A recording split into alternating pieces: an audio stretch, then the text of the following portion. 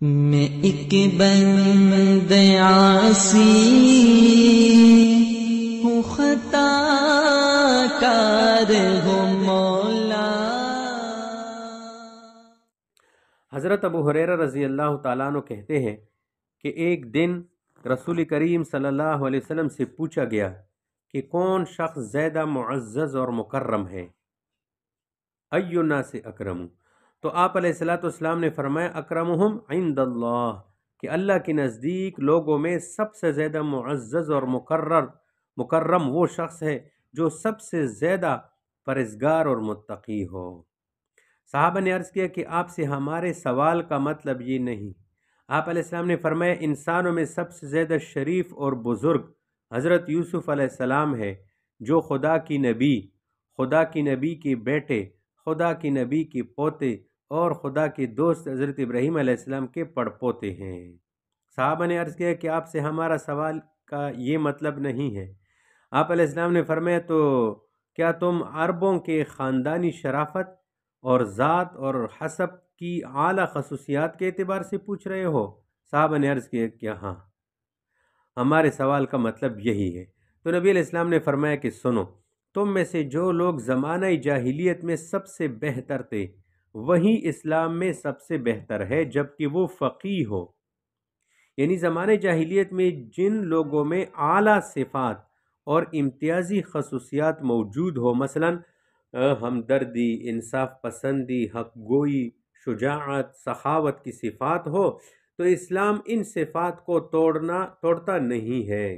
اسی طرح خاندانی شرافت اور دنیاوی ثروت ہو تو اسلام ان صفات کو توڑتا نہیں ہے، بلکہ اسلام تو ان کو مزید بڑھاتا ہے، کیونکہ اس کے اصول میں سے ایک اصول ہے الاسلام یزید الشریف شرفا۔ جو لوگ اچھے صفات والے تھے مگر کفر اور شرک نے ان پر بدنما پردہ ڈالا تھا، اب اسلام نے اس گندے پردے کو ہٹا دیا اور اس شخص کی شخصیت جو ہے نکھر کر سامنے آ گئی، تو یہ شخص اسی سابقہ شرافت پر برقرار رہے گا۔ البتہ اس کے لیے یہ شرط ہے کہ وہ شخص علم دین اور دین کی سمجھ بوجھ حاصل کر لے۔ اگر اس نے علم دین حاصل نہیں کیا، صرف اسلام قبول کیا اور دوسرے کمزور صفات والے نے علم دین حاصل کیا، تو وہ علم اور فقاہت اور دین کی سمجھ بوجھ کی وجہ سے آگے بڑھ جائے گا۔ چنانچہ علم دین کی یہ خصوصیت ہے کہ وہ آدمی کی کمزور خاندانی صفات کو چھپا دیتے ہیں۔ مثلا نائی کو پھر نائی سیاد نہیں کرتے، بلکہ اس کو پھر لوگ عالم دین کہتے ہیں اور عزت اور عظمت میں آگے نکل جاتا ہے۔ تو خلاصہ یہ ہوا کہ خاندانی شرافت کا حسن یہ علم دین میں ہے۔ حضرت ابن عباس رضی اللہ تعالیٰ عنہ نبی کریم صلی اللہ علیہ وسلم سے روایت کرتے ہیں کہ آپ علیہ السلام نے فرمایا تم اپنے مسلمان بھائی سے جھگڑا نہ کرو، نہ اس سے ایسا مذاق کرو جس سے اس کو تکلیف پہنچے، اور نہ ایسا وعدہ کرو جس کو پورا نہ کر سکو۔ تو لا تمازحہم، یعنی ایسا مذاق نہیں کرنا چاہیے جس سے کسی انسان کو ایذا اور تکلیف پہنچے۔ مذاق کا مطلب خوش طبعی ہے، بدخلقی نہیں ہے۔ جس مذاق سے کسی کو تکلیف ہو اور ان کو شرمندگی کا سامنا ہو اور ان کی رسوائی ہو، تو اس طرح مزاح کی اجازت شریعت نہیں دیتی۔ شرعی حدود میں رہتی ہوئی مزاح کو شریعت نے جائز قرار دیا ہے۔ تو ایسا مذاق نہ ہو جس سے کسی کو ایذا تکلیف پہنچے۔ حضرت ابو ہریرہ رضی اللہ تعالیٰ عنہ کہتے ہیں کہ رسول کریم کے ایک دن صحابہ نے عرض کیا یا رسول اللہ، آپ ہم سے خوش طبعی فرماتے ہیں؟ نبی علیہ السلام نے فرمایا کہ ہاں، لیکن اس خوش طبعی میں بھی میں سچی بات کہتا ہوں۔ یعنی حضور علیہ السلام کا مزاح جو ہوتا تھا وہ بھی سچ پر مبنی ہوتا تھا۔ مطلب یہ کہ صحابہ نے پوچھا کہ یا رسول اللہ، آپ ہمارے ساتھ خوش طبعی کے طور پر مزاح کرتے ہیں؟ تو نبی علیہ السلام نے جواب میں فرمایا کہ ہاں، مزاح میں بھی کرتا ہوں، لیکن میرے مزاح میں ہمیشہ سچائی ہوتی ہے۔ میں اس طرح احتیاط اور حد بندی کے ساتھ مزاح کرتا ہوں جو دوسرا نہیں کر سکتا۔ تو صحابہ اکرام نے بطور تعجب یہ سوال اس لیے کیا کہ صحابہ کو زیادہ ہنسنے اور مذاق سے نبی علیہ السلام نے روکا تھا۔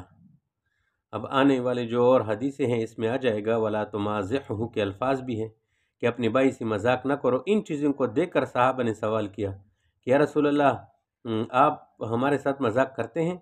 تو نبی علیہ السلام نے مزاح کی اباحت کی طرف اشارہ فرمایا۔ عن انس رضی اللہ عنہ قال ان كان النبي صلی اللہ علیہ وسلم لیخالطنا حتى يقول لأخ لی صغیر یا ابا عمیر ما فعل النغیر وكان له نغیر يلعب به فمات متفق علیہ۔ حضرت انس رضی اللہ تعالیٰ عنہ کہتے ہیں کہ نبی کریم صلی اللہ علیہ وسلم ہم سے اختلاط اور خوش طبعی فرمایا کرتے تھے، یہاں تک کہ میرے چھوٹے بھائی سے ازراہ مذاق فرماتے ابو عمیر نغیر کہاں ہے؟ حضرت انس رضی اللہ تعالیٰ عنہ کہتے ہیں کہ میرے اس چھوٹے بھائی کے پاس ایک نغیر تھا جس سے وہ کھیلا کرتا تھا اور جو مر گیا تھا پھر۔ تو ابا عمیر اس چھوٹے بچے کو نبی علیہ السلام نے ابو عمیر، اس کی اصل یعنی اس کا نام کبشہ تھا، کبشہ ابو عمیر کی کنیت سے یاد کیا جاتا تھا۔ تو حضرت انس رضی اللہ عنہ کا یہ ستیلا بھائی تھا، حضرت طلحہ رضی اللہ عنہ کا بیٹا تھا۔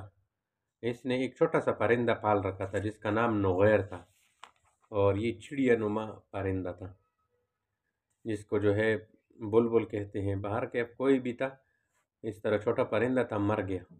تو نبی علیہ السلام نے اس بچے کی دل بستگی کے لیے بطور مزاح فرمایا ابو عمیر وہ نغیر پرندے نے کیا کیا، یعنی اس جملے سے اس بچے کو تسلی اور خوش طبعی یہ مقصود تھی۔ علماء نے اس حدیث سے بہت سارے مسائل استنباط کی ہے، بہت سارے مسائل۔ ایک چھوٹا سا جملہ، ایک تو یہ بات معلوم ہو گئی کہ چھوٹے بچے کی کنیت کے ساتھ یاد کیا جاتا ہے۔ دوسری یہ ثابت ہوئی کہ مزاح کرنا جائز ہے۔ تیسری یہ معلوم ہوا کہ معمولی سی تکلیف پہنچنے پر بھی تعزیت کرنا جائز ہے۔ اور چوتھا یہ کہ مدینہ منورہ میں شکار کرنا جائز ہے۔ پانچواں مسئلہ یہ ہے کہ عام طور پر پنجروں میں رکھ کر پرندوں کا پالنا اور اس سے کھیلنا جائز ہے، بشرطے کہ اس کی دیکھ بھال ٹھیک ہو۔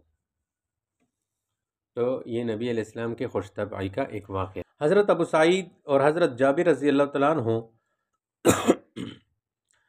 دونوں بیان کرتے ہیں کہ رسول کریم صلی اللہ علیہ وسلم نے بیان فرمایا غیبت کرنا بدکاری کرنے سے زیادہ سخت برا ہے۔ صحابہ نے سن کر عرض کیا کہ یا رسول اللہ غیبت زنا سے زیادہ سخت کس طرح برا ہے؟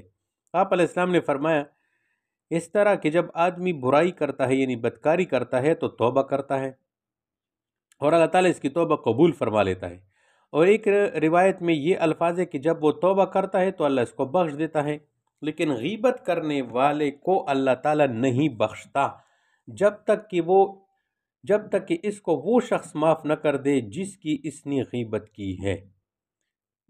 حضرت انس رضی اللہ عنہ کی روایت میں یہ الفاظ ہے کہ نبی علیہ السلام نے فرمایا کہ زنا کرنے والا توبہ کرتا ہے اور غیبت کرنے والا توبہ نہیں کرتا، تو اسی وجہ سے الغیبت اشد من الزنا کہا کہ یہ غیبت بدکاری زناکاری سے بھی زیادہ سخت گناہ ہے، اور لوگ آج اس کو گناہ ہی نہیں سمجھتے۔ جس مجلس میں غیبت نہ ہو تو لوگوں کو مزہ ہی نہیں آتا کہ کسی نہ کسی کی پیچھے تو برائی بیان ہی کرے بس۔ وعن عبادة بن الصامت ان النبی صلی اللہ علیہ وسلم قال اضمنوا لی ستا من انفسکم ازمن لکم الجنة اصدقوا اذا حدثتم واوفوا اذا وعدتم وادوا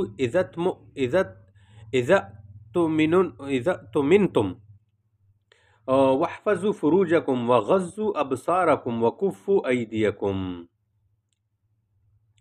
حضرت عبادہ ابن صامت رضی اللہ تعالیٰ عنہ روایت کرتے ہیں کہ نبی کریم صلی اللہ علیہ وسلم نے فرمایا تم لوگ اپنے بارے میں مجھے 6 چیزوں کی ضمانت دو، یعنی 6 باتوں پر عمل کرنے کا عہد کر لو تو میں نجات پائی ہوئی صالحین کے ساتھ تمہارے جنت میں جانے کا ضامن بنتا ہوں۔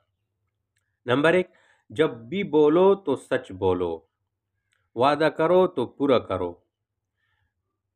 اور تیسری چیز، تمہارے پاس امانت رکھی جائے تو پھر امانت کو ادا کرو. اور نمبر 4، اپنی شرمگاہ کی حفاظت کرو، یعنی حرام کاری سے بچو. نمبر 5، اپنی نگاہ کو محفوظ رکھو، یعنی اس چیز کی طرف نہ اٹھاؤ، یعنی اس نظر کو اٹھانے سے پرہیز کرو جس کی طرف دیکھنا جائز نہیں ہے. اور نمبر 6، اپنے ہاتھ پر قابو رکھو، یعنی اپنے ہاتھوں کو ناحق مارنے اور حرام اور مکروہ چیزوں کو پکڑنے سے باز رکھو، یا یہ کہ اپنے آپ کو ظلم اور تعدی سے باز رکھو. تو یہ 6 خصلتیں جنت کی ضامن ہیں. ان اللہ وملائکته یصلون علی النبی یا ایها الذین آمنوا صلوا علیہ وسلموا تسلیما.